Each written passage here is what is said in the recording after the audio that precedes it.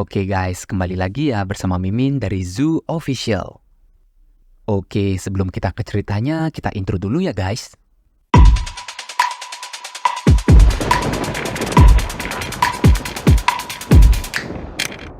Gurun Mitra adalah gurun yang luas membentang di tanah para beastmen.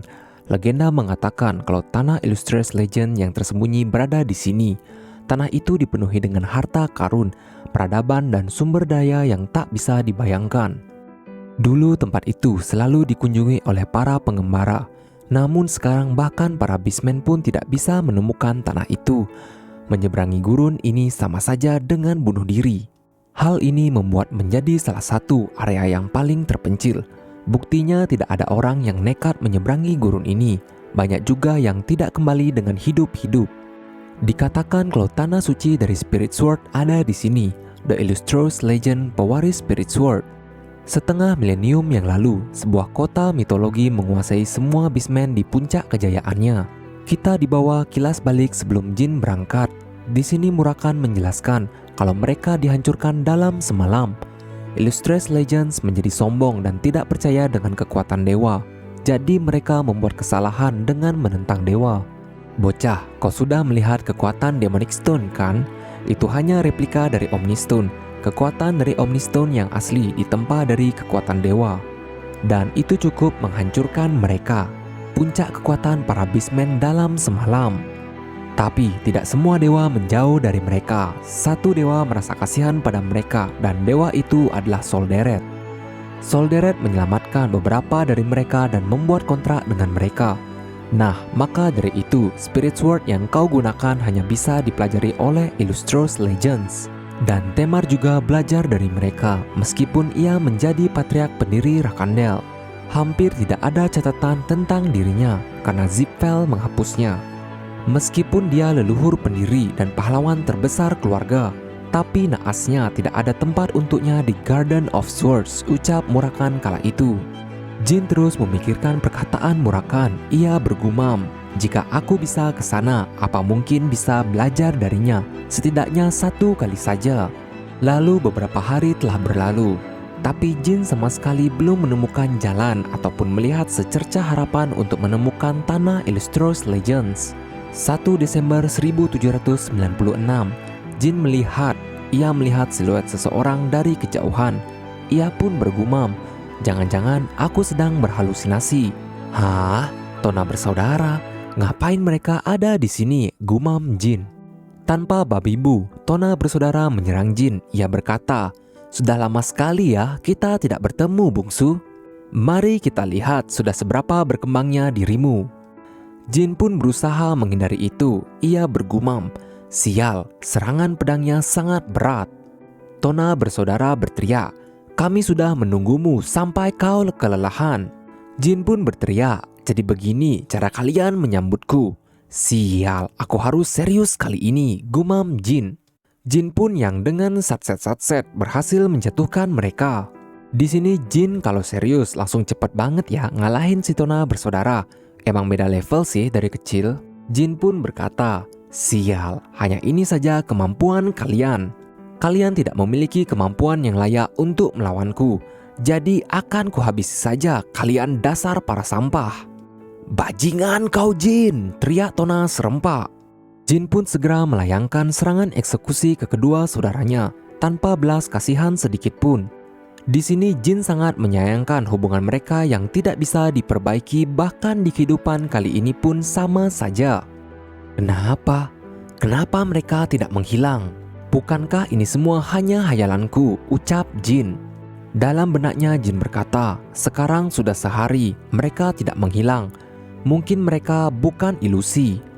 Jin pun langsung menguburkan kedua Tona bersaudara. Ia langsung melanjutkan perjalanannya. Tiba-tiba bayangan hitam muncul di sana. Itu benar, menghabisi keluarga sendiri itu sangat menyakitkan. Tapi ada beberapa saudara dan saudarimu yang merasakan rasa sakit seperti itu sekarang. Kau memilih anak yang tumbuh dengan baik, Tuan Solderet. Malam pun tiba. Jin yang sudah sangat kelaparan dan kehausan, apapun hewan yang lewat di depannya langsung dimakan mentah-mentah. Jin juga sudah tidak peduli dengan adanya racun karena kalian ingatlah, Jin udah minum potion 10,000 poison. Beberapa hari kemudian, Jin benar-benar sudah kehabisan stok minumannya. Dalam benaknya Jin bergumam, di sini benar-benar tidak ada apa-apa sambil ia terus melanjutkan perjalanannya. Lalu tak terasa, sudah 11 Desember 1796. Entah sudah berapa lama waktu berlalu. Aku hanya berjalan dan terus berjalan, tapi apa gunanya? Aku bahkan tidak mengingat alasanku berada di sini. Apa aku datang hanya untuk membunuh saudaraku? Tiba-tiba, terdapat seseorang yang menyodorkan minuman ke arah Jin. Dengan sigap, Jin langsung mengambil ancang-ancang siaga dan segera menyandra orang itu. Hehehe, kau benar-benar tidak berubah ya. Di saat kita bertemu pertama kali, kau juga memberikan salam dengan mengerahkan pisaumu kepadaku, ucap orang itu. Ayo tebak siapa nih? Jin pun sangat terkejut setelah mendengar suara itu. Suara ini tidak mungkin. Ayo tebak guys, siapa yang bisa buat Jin seterkejut itu? Tapi jika dibandingkan dulu, kemampuanmu tidak bisa dibandingkan dengan yang sekarang, ucap orang itu. Yes, itu adalah Valeria Hister. Itu adalah guru dari Jin di kehidupan sebelumnya. Dengan senyum manisnya ia berkata, "Halo muridku, sudah sangat lama ya kita tidak berjumpa." Jin pun seketika langsung mengingat kehidupannya yang dulu.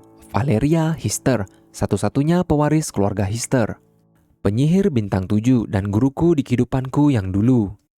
Dia adalah penyelamatku dan kawan yang bisa diandalkan. Dia satu-satunya orang yang menyadari bakatku ketika aku masih sampah keluarga Rakandel. Dia adalah orang yang membantuku terus hidup. Ketika aku baru bertemu dengannya, aku sudah dibuang dari keluarga Rakandel dan berkelana layaknya pecundang. Tapi semua itu terjadi di kehidupan pertamaku. Aku tidak pernah bertemunya dengannya di kehidupan ini. Bagaimana ini bisa terjadi? Tiba-tiba Jin sudah dipindahkan tempat. Ia pun bergumam, "Kapan aku sampai di sini?" Tidak, bukan itu.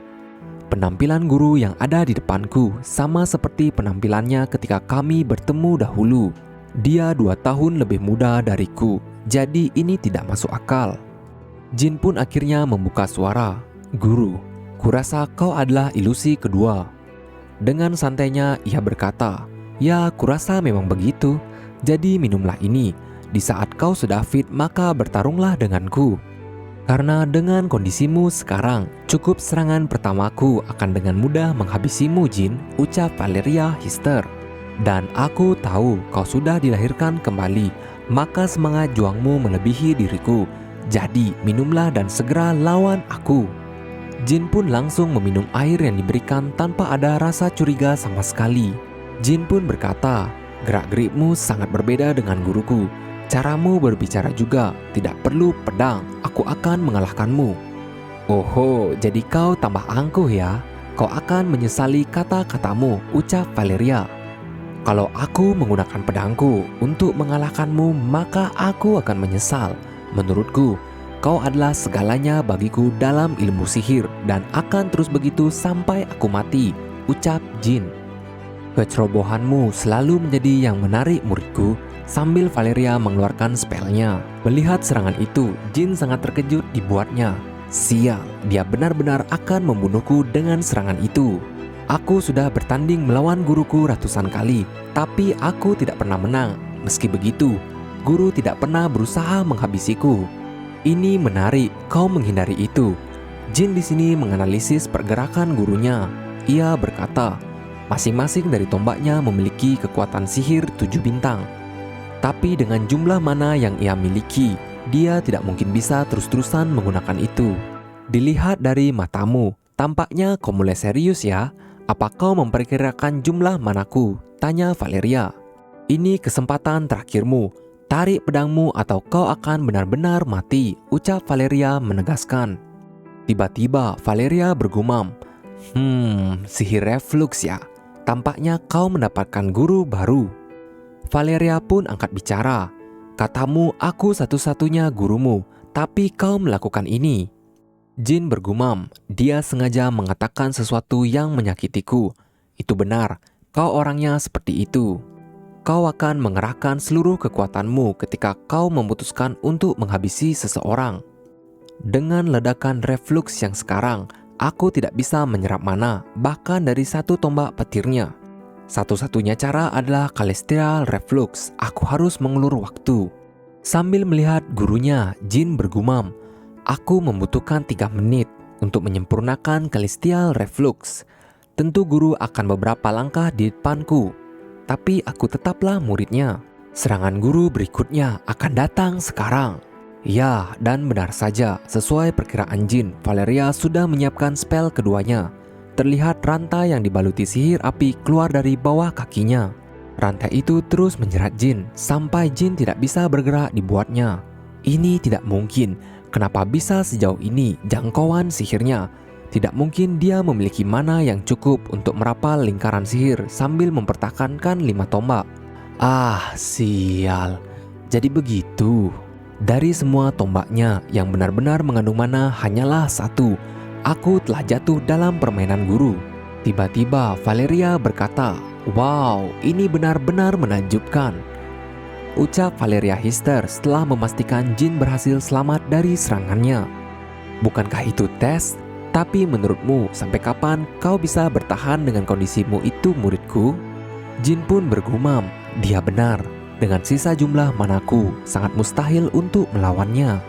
Aku hanya membutuhkan sedikit lagi waktu, gumam Jin. Setelah waktu sudah terpenuhi, Jin pun berkata, "Terima kasih Tess, sekaranglah saatnya." Di sini Valeria angkat bicara. Seharusnya kau tahu kalau mana reflux adalah gejala yang hanya dialami orang yang tidak bisa mengendalikan mana dengan benar. Apa yang kau sembunyikan, muridku? Aku tidak menyembunyikan apa-apa, guru. Coba pikirkan, guru. Bahkan sekarang, aku menggunakan mana yang sangat amat banyak. Orang mana yang bisa bertahan dari celestial reflux sambil menggunakan banyak sihir sepertimu? Yah, itu benar. Tidak ada seorang pun yang bisa bertahan dengan itu. Meski begitu, jangan mendekat. Kau pasti menyembunyikan sesuatu. Berhenti. Aku akan menggunakan seluruh kekuatanku kalau kau mendekat, ucap Valeria sambil mengeluarkan sihir yang sangat menyeramkan. Nah, kalau sampai segila ini, Mimin sempat mikir guys. Jin kan pernah bilang kalau si gurunya ini cuman bintang 7. Tapi kenapa bisa ya bintang 7 sekuat ini?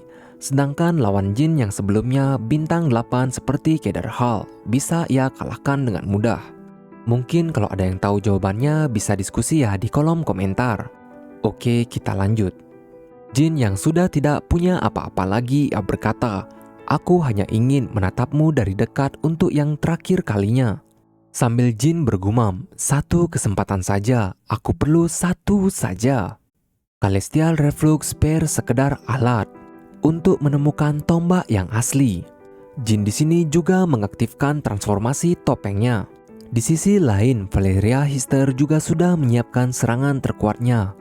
Sumpah, ini sih keren banget ya skill sihirnya. Lalu ia pun mengarahkan serangannya ke arah Jin yang sudah bersiap dengan serangan ultimate-nya. Jin di sini melapisi pedang kecilnya dengan kekuatan bayangan. Dirasa Jin menemukan sebuah celah. Ia langsung melemparkan tepat ke arah Valeria Hister. Terlihat Jin sangat-sangat berat hati untuk melakukan serangan akhir ini. Ia bergumam, "Alasanku berkata tidak akan menggunakan Bradamante adalah demi serangan terakhir ini. Aku hanya mengikuti caranya untuk membodohi dan membuat musuh lengah. Tidak peduli mau bagaimanapun caranya, begitulah caraku. Memberi hormat padamu, guru." Wah, berat banget ya ujian kali ini. Bahkan orang yang paling Jin sayangi harus ia lawan. Oke, menarik ya untuk ditunggu kelanjutan ceritanya hanya di Zoo Official. See you!